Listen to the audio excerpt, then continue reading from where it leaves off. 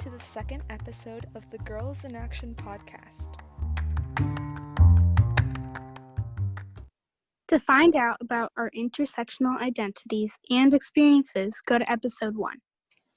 In today's episode, we're going to introduce y'all to Hannah Waiters, our mentor from the About Face organization and Girls Project 180 team. We're going to be asking them a couple of questions about intersectionality and what it means to them. Hannah, thank you for coming on. Can you tell us your name and pronouns and a little bit about yourself? Hey y'all, thanks so much for having me. I am super proud of all the progress that we've been making this summer so far. So just as y'all kind of explained, my name is Hannah Waiters. I'm born and raised in the Bay Area. My pronouns are she, her. I am currently enrolled at California College of the Arts as a master's in, receiving my master's of fine arts and my master's in visual and critical studies, which led me to this program, which is About Face, which is teaching young women to reach their full potential, women with an asterisk, right? Teaching us about cultural studies, identity politics in the spaces that we reside in. My current research is actually in library studies and thinking about the ways that librarity, right, the way that information conceals itself. And so trying to expose young people to this type of information and to help them understand how research can work at its full potential is really, really what I feel impassioned to do. And so my visual artwork is kind of geared towards the same ideas. And so my visual artwork is looking to uplift my community, which is facing mass gentrification. I'm a first generation, meaning the first individual or one of the first individuals of my, in my generation of my family to go to college. And as an first generation African-American woman, this is not something that comes easily to my people in the Bay Area currently. There's a lot of African Americans are currently moving out of the Bay Area. And so trying to make sure that, my people feel like they have a home, that they have a place, that they can take up space in this time is really important. And therefore my artwork is looking to exploit and make visible harsh realities that African Americans and a lot of marginalized people have to face. And therefore, I felt really drawn to be working with y'all. I went to Summit Preparatory Charter High School over here in the Bay Area, which was a school that was very much involved in mentorship and making sure that these communities are restored and not depleted. And even going to California College of the Arts, it was very much instilled in all the students that really to succeed, we all need mentors. We all need people to be watching out for us and to be showing us where these identity politics are really going to get in our way and how we can get over those hurdles. So my artwork's looking to make this visible. Working with y'all is looking to make this visible. And my written research, my visual research is looking to make this visible. Before coming to California College of the Arts, I actually went to UC Santa Cruz, where I studied earth sciences as well. And I worked for the United States Geological Survey as a field researcher for a while, and then actually went on to teach the sciences as well at Monte Vista High School, which one of the podcasters on here, Brianna Fowler, is currently going to that school. And I was a biology and algebra teacher there for a while, also health and wellness. And so also being a woman of color, to teach those subjects is also something that I felt very empowered by. It was to teach young people to really embrace the sciences, embrace mathematics, and not be afraid of it, right? A lot of times as women, we're taught to be scared of those subjects, that we can't be good at those subjects, that it's not a field that we can dominate, right? When I worked at the United States Geological Survey, it wasn't a place that was at all led by people of color. I don't think there was one geologist who was African-American, if not another really person of color. And so being able to teach young people that they can take up space in these places. I also know another podcaster on here is wanting to go into neurosciences at UCSC. So we're already making some headway. And so, that's just a little bit about me. I'm very interdisciplinary, right? Like I merge a lot of different subjects to try to see the world anew. That's so awesome, Hannah. Thank you so much for sharing. I had a quick question about your art. You mentioned that that's a big part of your work that you're doing to make people in your hometown feel comfortable and stuff. I was wondering, is there any specific thing or item or like idea, identity that you like to focus your artwork on that you feel is really impactful, or like a favorite thing to do art about? And also, what's your medium? Ooh, such a good question. And I could talk for so long about this. Um, because my artwork is visual, it's interesting now to have to really describe it in a non-visual way. My most recent work, which was actually, it's really cool, low-key flex, and for just a second, I was in Hyperallergic magazine, which is like a really big art magazine recently. Okay. So if y'all want to look up this Hyperallergic, it came out like a week and a half ago. But I guess one of the works that was in that showcase was a piece called 850 Washington Park. And it basically the title of the artwork is just an address, right, of a place in Burlingame, which is in the peninsula. And my medium is very non-traditional, right? It's, if you look on my Instagram, which is @waiters2z, it's not made with things, traditional art materials that you would normally think of. It's fragments, it's trash, it's things that you would find on the street. I'm trying to find a way to let a class of people or a condition of people who are marginalized speak in a different way, right? And, you know, in our course that we've been taking, y'all, we've been talking a lot about how do we take a narrative that has been so dominated by one type of person and turn it on its head, right? How do I take an object and make it be seen in a totally different way? And therefore, I use objects that are falling into a state of decay, falling into a state of it cannot be repaired. And so the piece that I'm talking about, if y'all want to go into my Instagram and see, it is a swing set that's about 60 years old. And it was in my great-grandparents' backyard. And I don't know if y'all have seen the movie The Last Black Man in San Francisco. And if you haven't, I highly suggest y'all watch it. But it basically is about an African-American family whose grandparents supposedly built their home in the Bay Area. And being as they couldn't afford to even buy this house, they were asked to then leave the Bay Area because prices are just going up at such an exponential rate that they no longer can even afford this idea of home. And that story is almost identical to mine. My great-grandparents built the home that I'm currently living in, and it's going to be sold in the next couple months. And so I've been thinking a lot about what does it mean to have the right to ownership? What does it mean to have the right to home, right? When this home is so special to me, it's, you know, not just the Bay Area, as we've talked about, ladies, it's home to Indigenous people. It's a sacred ground, right? We're living on Ohlone territory. Like, what does it mean to be uplifted and to not have this story be seen? And so this art piece is, it's a swing set that's 60 years old. It was my swing set as well when I was a kid growing up at my great-grandparents' home that they built in the 40s. What I did is I took sand from this park in Burlingame and I put it on these pedestals to kind of make it look like sand was being uplifted in all these different places, which is really kind of funny, right? It's kind of like making fun of the museum, like, oh my gosh, sand on pedestals, like it's very non-traditional. So it's also me kind of making fun of the museums that hold people of color as well. I don't know if y'all have been to like the Academy of Sciences or, you know, the SF MoMA or the De Young, but these are all very traditional art museums. And so I'm actually critiquing these institutions as well. I'm almost kind of like poking fun at the way that they hold artists and the way that they use artists of color. And so it's a very complex piece, but very simple, right? It also, in the middle of the swing set underneath it, it has a rocking chair that's 200 years old. And if y'all can go up and look up this type of rocking chair, it's called a Hunzinger, which this German designer only made one of each of them, and they're worth like $5,000 a piece. And my grandparents never let me sit in this chair.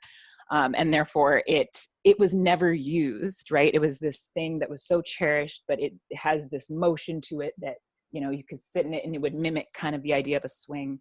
And so I was trying to recreate this park that was no longer going to have a place anymore, because if my people and my family leave, we just don't have access to that park. So bringing the park into the museum was just an interesting way of me playing with the idea of home and being able to own your home. Right? Like, how do you own your home, but simply just by knowing it? That sounds super inspirational. Which intersectional identities would you say defined you and your experiences?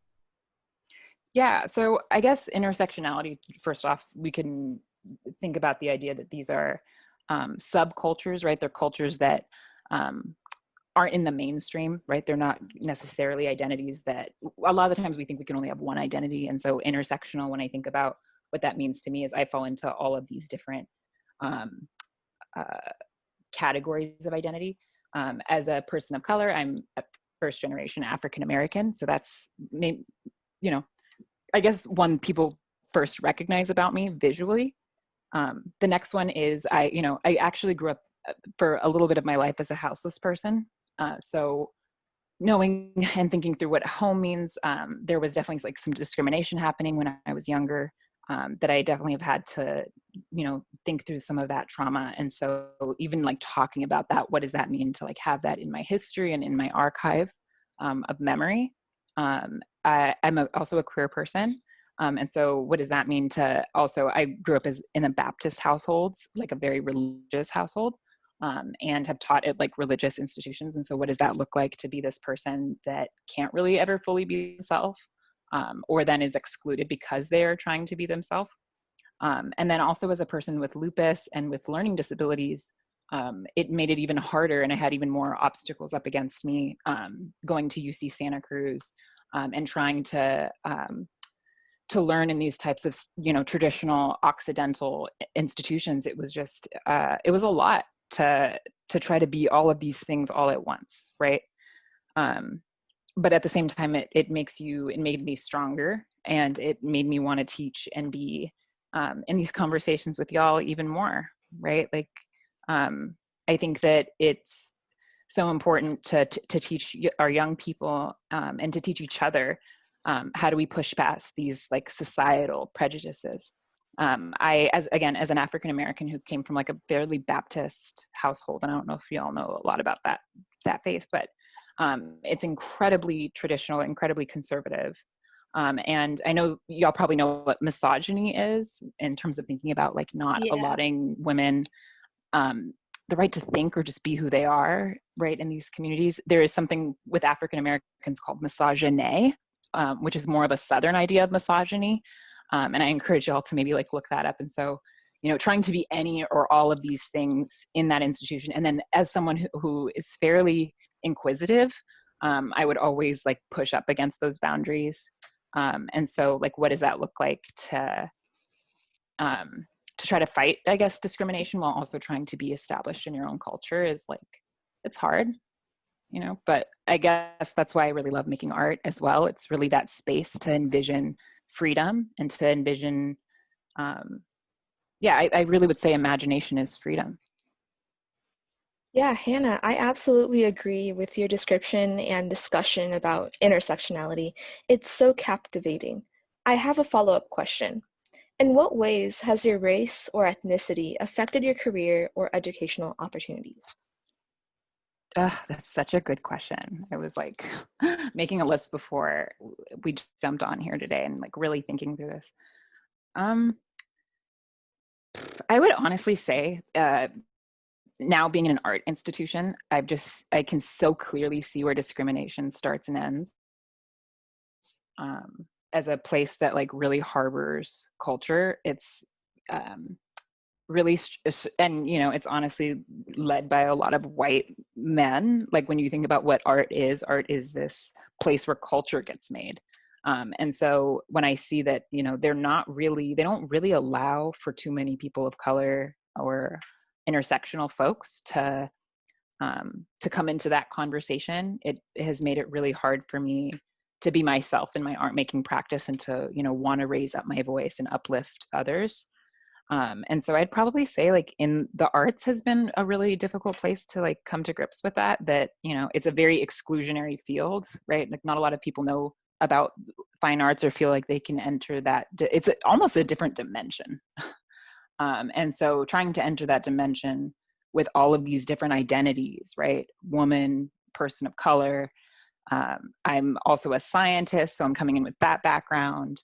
I'm coming in as a person who has learning disabilities, a different class, a queer identity. Like all of these things are kind of barricading me and going up against me when I enter those conversations.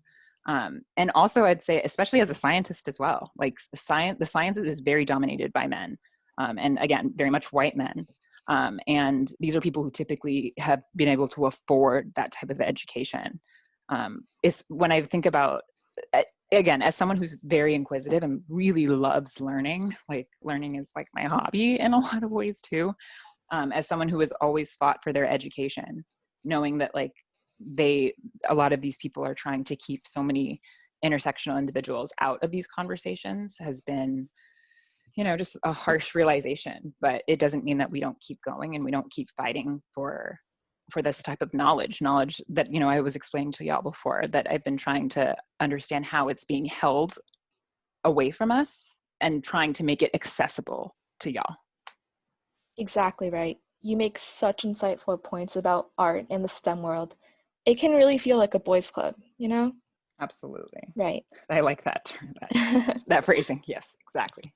Right. So now it feels like the right time to shift gears a little bit and include everybody in a discussion about intersectionality in social movements. Brianna, take it away. Yeah, thanks, Melissa. And thank you so much again, Hannah, for sharing so much with us. I just really love what you had to say about Absolutely. everything. Thank you, y'all, for the wonderful questions. Of course, yeah. And you're welcome to join in our conversation now too, of course. We're going to talk a little bit about the social justice movements that are happening in the US right now. So I know that these movements have started a lot of conversations about the way that different social issues intersect. And for a lot of people, these conversations feel new, including myself in a lot of ways. But in a lot of other ways, these conversations aren't new at all. They've been happening for such a long time. Figuring out how to address certain issues when they're all interconnected has been a historical challenge for activists and people who are leading these movements. But some of the most inspiring leaders have taken intersectional approaches to their work. Right. Great points, Brianna. So before we move on to talking about media culture, which is another segment, I just want to talk about the events in the past that have helped shape the name intersectionality. For example, the Chicana feminist mobilizations during the 1960s and 70s mounted complex campaigns around issues of class, race, nationality, gender, and sexuality. Additionally, in the 1970s, Black women active in campaigns against sterilization abuse, for reproductive rights, and in support of women defending themselves from gender violence formed the Combahee River Collective and issued a Black feminist statement, underscoring the interlocking nature of social identities. Yeah, and I was looking a little bit into the Combahee River Collective, and I was able to see that they were able to raise a lot of awareness that the feminist movement and the civil rights movement both were not doing enough to address their struggles as Black women, because while the feminist movement was addressing issues with being a woman and the civil rights movement was addressing issues with being Black, they were not doing too much to address the struggles of those who identify with both of those groups of people. So I think that they were able to make some good progress and raise awareness, but the fact is that there's always more to do, and the fight has never been over for complete social justice. It probably will never be completely over, at least not for a long time. But what I'm trying to get at is that it's not just historical, it's happening right now. And the Black Lives Matter movement that we're all living through, as well as like LGBTQ rights movements and stuff like that. Specifically, that's a really clear example of two social movements that can complement each other and that have been, working together to elevate each other. And in this time while we're having so many conversations about race and the Black Lives Matter protests are happening, the LGBTQIA+ community has been elevating a lot of Black voices, because we're looking back at the history, of slavery and Black oppression for the past 450 years in America. And during Pride Month, we're also looking back at the history of Pride and Pride celebrations. Pride began as a protest for recognition and equality and basic rights for LGBTQIA+ people with the Stonewall riots in 1969. And at the forefront of those riots were queer people of color leading, including Black transgender woman and activist Marsha P. Johnson, Latina queer activist Sylvia Rivera, And to this day, and specifically right now, many leaders of the LGBTQI plus community have been talking about how Black Lives Matter and LGBTQ rights are separate issues, and they have their own nuances, their own goals, their own, histories. But the social movements and the calls for justice are overlapping, and I think to stand up for one is to inspire progress for both, and this has really been included in a lot of conversations. So yeah, Yeah, that's how it ties into social movements today. yeah, totally. I agree with everything. I love how you went the extra mile and found more information on these movements. So now, before we all discuss intersectionality as a group, it's time to go to another segment and talk about media culture and what it means in regards to intersectionality. Naya, could you tell us a little bit about what media culture is exactly? Of course, media culture refers to the culture created under the influence of mass media. Media culture can affect people's opinions, values, tastes, and attitude. Previously, TV was considered the main drive of media culture, but now we are realizing that current media culture is influenced by new social media platforms such as social media. Love how you explained it. Social media, on the other hand, is very popular and is one of the things that is attracting the most attention. Some of the most popular apps on social media are Facebook, Instagram, Twitter, Snapchat, TikTok, and others. Social media can have perks, but it also has a lot of stereotypes. For example, it might give women or young girls the thought about what they should look like and what they need to be pretty and what the color of their skin is bad or good. Nava, that's very insightful. Um, so now, Hannah, what are topics that you want to discuss with us, or what are topics other podcasters want to talk about, want to bring up exactly? I mean, I think going on about the media would be good. Now that we understand what media culture really means, maybe we can talk about, over and under representation. I don't know if anybody else has any other thoughts. Hannah, if you want to say something, but I think media is a huge thing, specifically social media in our lives as, young people. So I don't know if anybody else has any thoughts on media before we move on. No, I think that media is such a crucial, media culture specifically is such a crucial point to this conversation. And I love the way that y'all describe it. I think that understanding what activism is and how we can use activism and what just activism looks like for young people right now is really important. And I think I would love to encourage y'all to just keep thinking through also storytelling, right? Like, even if it's not like being out and about and protesting, like how can you be a visionary storyteller, right? That is a form of activism in itself. And I know that I think Adrienne Marie Brown wrote a book that's called Octavia's Brood that specifically talks about the way that young people can write stories. And it is a form of activism. So yeah, just keeping in mind what storytelling is and how it works, I think is really important.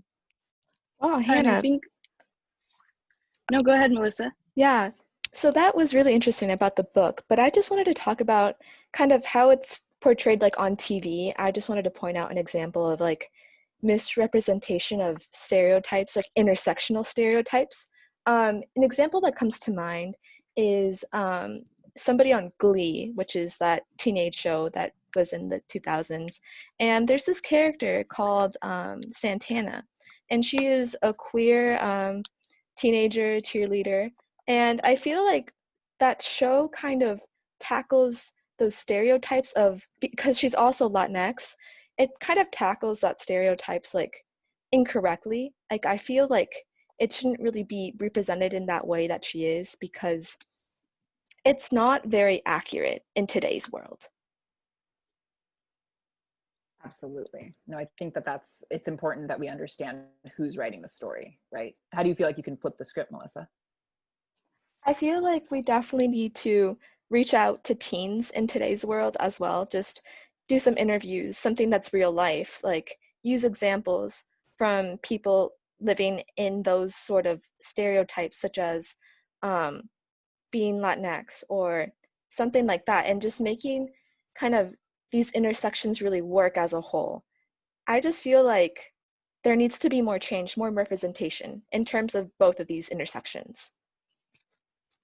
And I like how you said about reaching out to young people specifically, because, young people are the ones, not the only ones, but are really coming and talking about harder issues at pretty young ages. And it's really exhilarating and it's great. And we have a chance to be giving information, and like, because we have the young audience, I think we have a chance to be spreading a lot of information through the media. And like Hannah said, flipping the script, changing media culture for the better with more representation and more awareness. And yeah, I love it. Y'all are so insightful. So insightful. Yeah, thank you so much. Does anybody else want to add something before we wrap up or move on to other parts of the podcast? I just want to say how we all did a great job and I love working with you guys. So, yeah. Yeah, great work, Yeah, it's a everyone today. blast. Woot woot, me So much too. fun. And also, if you want to check out any of Hannah's Instagram account or her art or the article or where her art was posted this past week, we're going to leave all of that stuff in the description box for you guys. So you can go ahead and check that out. And yeah. Yeah, and also we're making a YouTube video of this podcast that also includes some infographics. So that will also be included in the description box below. Thank you all for listening in, and thank you for staying with us and learning a little bit about Hannah. And yeah, we're so grateful that we have a platform to talk about this, however small our platform may be. It's exciting, and we're just happy that we can bring awareness to some of these issues. And thank you, Hannah, for coming on today and joining us. It was great hearing from you. Thank you guys Yes, so thank you, much for Hannah. having me. This was so much fun. All right, so we will see everybody else in the next episode. Stay tuned for the next one. Thank you.